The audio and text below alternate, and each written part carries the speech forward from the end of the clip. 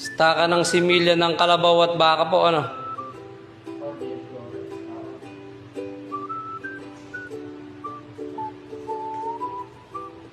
Ilan taon na sir yung pinakamatagal nyo dito na naka-stock? Yan, sila Memo, sila Memoir. Mga 90s pa yun. 90s pa na. Yura. Matagal na yun mo ngayon. Mga 90s pa sir, 90s. Abroad yun, galing ng India. Yun yung talaga sir, mga puro pa. Mga Indian Yura. Hindi na kayo sir nagpapamigay ng similya na. Hindi na sir eh. Pinapreserve na lang dito. Oo, preserve na lang yun. Konti na lang din yun ito eh.